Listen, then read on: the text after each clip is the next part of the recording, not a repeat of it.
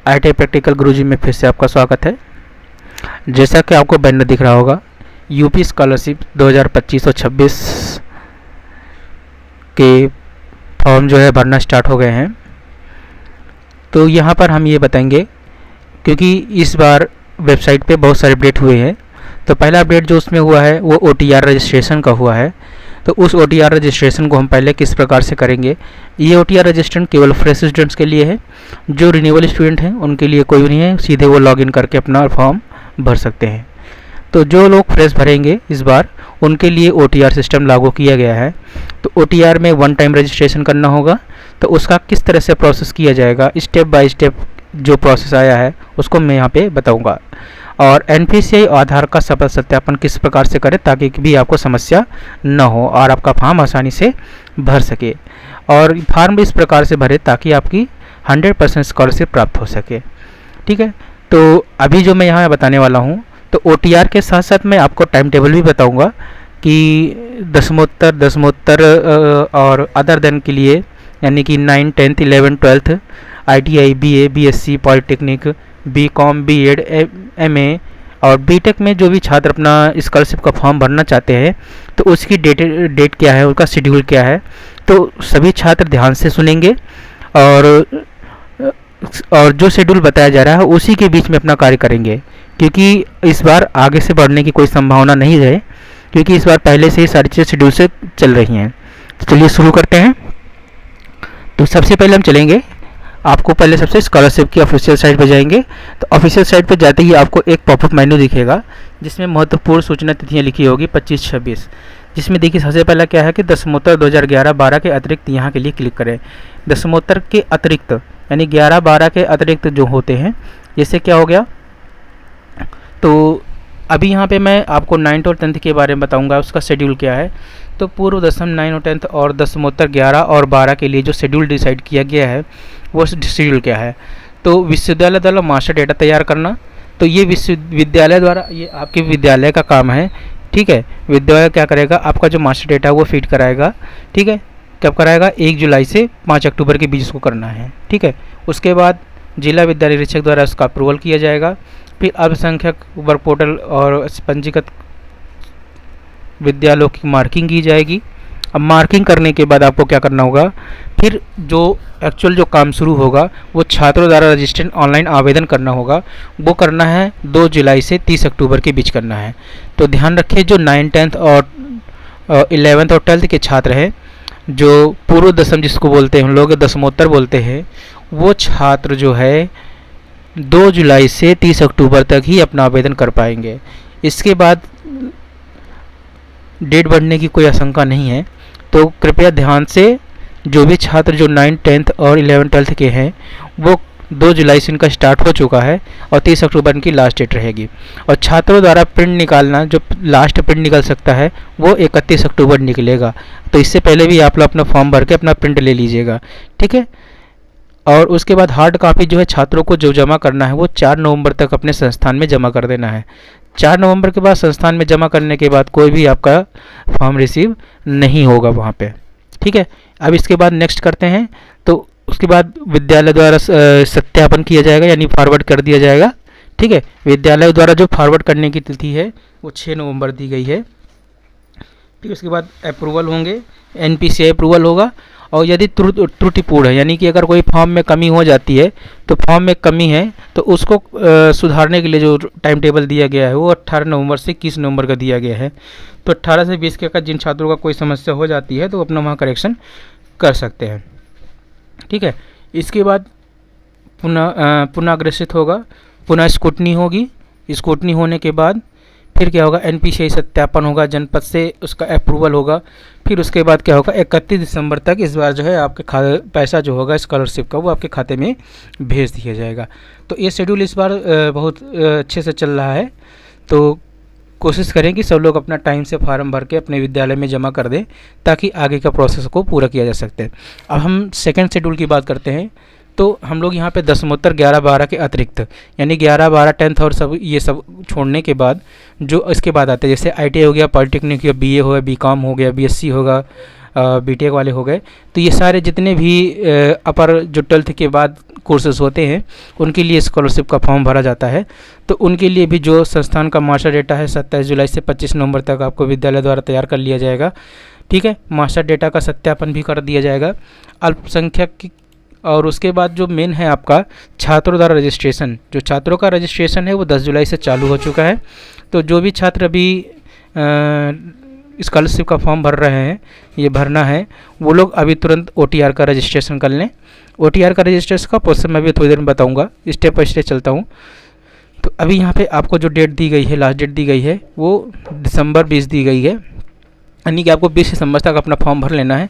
और फॉर्म भरने के बाद आपका 23 दिसंबर तक जो है आपका प्रिंट आउट निकल आएगा। तो लास्ट 23 दिसंबर को आपका प्रिंट आउट निकलने के बाद आप उसकी हार्ड कॉपी को 24 दिसंबर तक अपने संस्थान में अवश्य जमा करा दें, ताकि आगे के प्रोसेस को किया जा सके।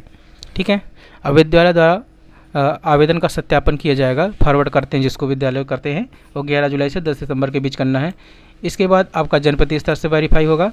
फिर उसके बाद धनराशि का अंतरण आपका जनवरी 25 तक जो होगा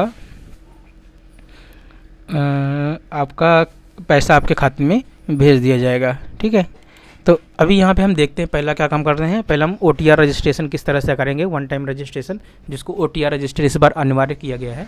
तो उसका हम प्रोसेस पूरी तरह से यहाँ पे सीखेंगे किस प्रकार से किया गया है। तो पहले शुरू करते हैं। तो शुरू करने के लिए सबसे पहले आपको ऑफिशियल साइट पे आना पड़ेगा। ऑफिशियल साइट पे आने के बाद आप स्टूडेंट सेक्शन पे क्लिक करेंगे। स्टूडेंट सेक्शन पे क्लिक करने के बाद आपको देखिए 3 ऑप्शन दिखेंगे, new registration, login fresh, login renewal. तो जो छात्र पिछले साल भर चुके हैं, ये फर्स्ट ईयर में थे, सेकेंड ईयर में भरना है, वो सीधे रिन्यूअल पे करेंगे, रिन्यूअल लॉगिन करेंगे सीधे। ठीक है, अपना जो पुराना लॉगिन ID पासवर्ड है उसी से आप लॉगिन कर लेंगे। लेकिन जो फ्रेश स्टूडेंट हैं तो उनको क्या करना पड़ेगा, न्यू रजिस्ट्रेशन करना पड़ेगा। तो न्यू रजिस्ट्रेशन पे आप जैसे क्लिक करेंगे, तो न्यू रजिस्ट्रेशन पे क्लिक करने के बाद देखिए आपको ये फॉर्म खुल जाता है, जिसमें आपको आपके कैटेगरी के अनुसार यहाँ पे लिंक दिए होते हैं। तो आपकी जो भी वांछित कैटेगरी है आप उसको सेलेक्ट कर सकते हैं। अगर प्री मैट्रिक में आते हैं प्री मैट्रिक कर लीजिए, पोस्ट मैट्रिक में आते हैं पोस्ट मैट्रिक इंटरमीडिएट कर लीजिए। ठीक है, और post matric other than intermediate है तो उसमें आप कर सकते हैं। तो आपको जो भी वांछित है वहाँ पे आपको सेलेक्ट कर सकते हैं। ठीक है, अभी आगे प्रोसेस जैसे बढ़ेंगे आपको स्क्रीन पे दिखेगा। तो आपके पूर्व दशम, जैसे मैं 9th और 10th का को कर रहा हूँ यहाँ पे, तो यहाँ पे करने के बाद देखिए सबसे पहले क्या मांग रहा है, आपका OTR नंबर मांग रहा है। अब क्योंकि आप पहली बार भर रहे हैं, फ्रेश भर रहे हैं, तो आपके पास OTR नंबर नहीं होगा। ठीक है, तो OTR नंबर भरने के लिए आपको क्या करना पड़ेगा, OTR रजिस्ट्रेशन होगा यहाँ पे देखिए, और रजिस्ट्रेशन इस पर क्लिक हेयर करेंगे। जैसे आप इस पर क्लिक करेंगे एक OTR रजिस्ट्रेशन का फॉर्म मिलेगा, one time registration OTR UP scholarship guideline for UP scholarship. ठीक, मैंडेटरी जो है OTR जो है अनिवार्य कर दिया गया है। तो स्टेप कैसे करेंगे, after successful OTR number displayed, जब आपको नंबर मिल जाएगा तभी आप इसको आगे भरवाएंगे। इसमें मोबाइल नंबर ऑथेंटिकेशन, आधार KYC और OTR नंबर जनरेशन का प्रोसीजर किया जाएगा। तो सबसे पहले क्या करेंगे हम लोग, देखिए आई हैव टिक मार्क, तो इसमें आप टिक करना पड़ेगा। तो आपने यहाँ पे टिक करेंगे, जैसे टिक करेंगे नीचे प्रोसीड का ऑप्शन आ जाएगा। ठीक है, प्रोसीड के ऑप्शन पे क्लिक करेंगे। प्रोसीड के ऑप्शन पे क्लिक करते ही एक ऑप्शन खुलेगा OTR रजिस्ट्रेशन का। तो सबसे पहले आपका पूछेगा आप किस वर्ग समूह से हैं। समूह से यानी मतलब है आपका किस कैटेगरी से आते हैं। तो आपका जो भी जनरल OBC, देखिए यहाँ पे जनरली ST ST सामान्य जो भी वर्ग है आपका, उस वर्ग को आप सिलेक्ट कर लीजिएगा। सिलेक्ट करने के बाद आप अपने यहाँ पे मोबाइल नंबर भरिए। मोबाइल नंबर भरने के बाद कैप्चा भरिए। ध्यान रखें कि जो मोबाइल नंबर भरें वो आपके आधार से लिंक होना चाहिए, तभी आपका प्रोसेस आगे बढ़ेगा। तो ध्यान से भरें कि आधार लिंक वाला नंबर ही भरें। कैप्चा भर के आप जनरेट OTP पे क्लिक करेंगे। तो जनरेट OTP पे क्लिक करते ही एक मैसेज आपको स्क्रीन पे दिखाएगा, OTP सेंड सक्सेसफुली। ठीक है, तो OTP जनरेट होने के बाद आप वहाँ पे OTP को फिल करेंगे। OTP डालने के बाद आप अपना कैप्चा फिल कर दीजिए। कैप्चा फिल करने के बाद जैसे आप वेरीफाई OTP पे क्लिक करेंगे, तुरंत एक ऑप्शन आएगा आधार नंबर का। ठीक है, आधार नंबर का ऑप्शन, यहाँ पे आप अपना आधार नंबर डालेंगे और कैप्चा को फिल करेंगे। कैप्चा को फिल करने के बाद आपके स्क्रीन पे एक मैसेज आएगा, मैं आधार संख्या धारक भारतीय विशिष्ट पहचान प्राधिकरण के माध्यम से जनसांख्यिकी एवं आधार OTP अधिप्रणक का उपयोग करने की अनुसूचित जाति सामान्य वर्ग की अनुमति देता हूँ। यानी आप आधार को अनुमति देते हैं कि आपको डेटा एक्सेस कर सके। ठीक है, आप यहाँ पे ओके कर देंगे।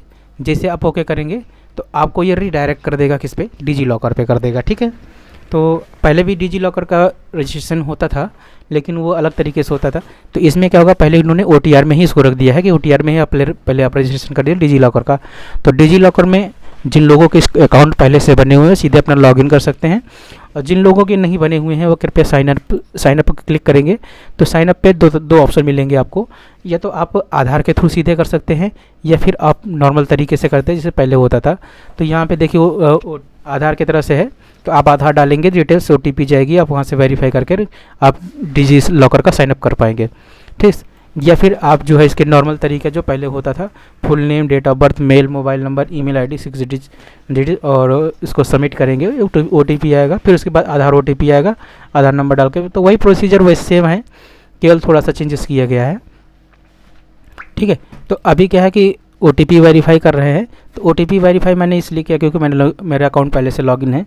तो मैं क्या करूँगा, लॉगिन अपना मोबाइल नंबर डाल करके मैं सीधे OTP वेरीफाई कर दूंगा। तो OTP वेरीफाई करने के बाद यहाँ से देखिए आपको अलाउ करने के लिए बोलेगा, तो आप इसमें यहाँ पे अलाउ कर दीजिए। अलाउ करने के बाद आपकी डिटेल, आपकी जो आधार की डिटेल होगी वो आपके सामने यहाँ पे प्रदर्शित हो जाएगी। यदि आपकी डिटेल आपकी ही है जो फॉर्म भर रहा है, तो यहाँ पे वेरीफाई KYC डिटेल्स कर दीजिए। वेरीफाई KYC करते ही आपके रजिस्टर्ड आधार नंबर पर एक OTP जाएगी। उस OTP को आपको यहाँ पे फिल करना होगा, ठीक है। OTP को आप फिल करके वेरीफाई OTP करेंगे।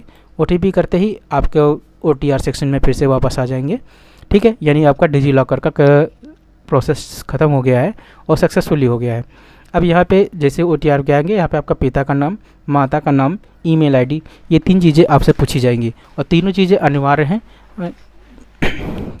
और ईमेल खास करके ध्यान रखेंगे कि जो ईमेल को सही से डालें, ठीक है। तीनों डेटा फिल करने के बाद आप कैप्चा फिल कर लिए, फिर चेक करने के बाद जैसे सबमिट करेंगे तो आपका OTR जनरेशन सक्सेसफुल हो जाएगा। यानी आपका फाइनल OTR नंबर जो है इस बार जनरेट हो गया है। अब यही OTR आपका पूरे साल रहेगा। जैसे आप BSc BA कर रहे हैं, तो BA में अगर 4 साल का है तो 4 साल तक आपका OTR नंबर सेम रहेगा, ठीक है। इसी में आप इसको डाल करके आपको रिन्यूअल करते रहना है। अब OTR मिलने के बाद आप क्या करेंगे, जब OTR आपको मिल जाएगा तो आपको नॉर्मल प्रोसीजर चालू करना पड़ेगा आपका फॉर्म फिलिंग का, ठीक है। फॉर्म फिलिंग कैसे करेंगे, स्कॉलरशिप का जो भी नया सेशन है इसका किस तरह से आया है, तो इसमें भी थोड़ा बहुत चेंजेस किया गया है, तो उसको प्रोसीजर हम लोग यहाँ से सीखेंगे, ठीक है। तो यहाँ पे सबसे पहले क्या करना पड़ेगा, जिससे आप कैटेगरी के संबंधित है आप वहाँ पर जा करके उसको खोल सकते हैं। और खोलने के बाद सबसे पहले आपको क्या OTR नंबर मांग रहा था, तो वहाँ पे आप OTR नंबर फिल करेंगे।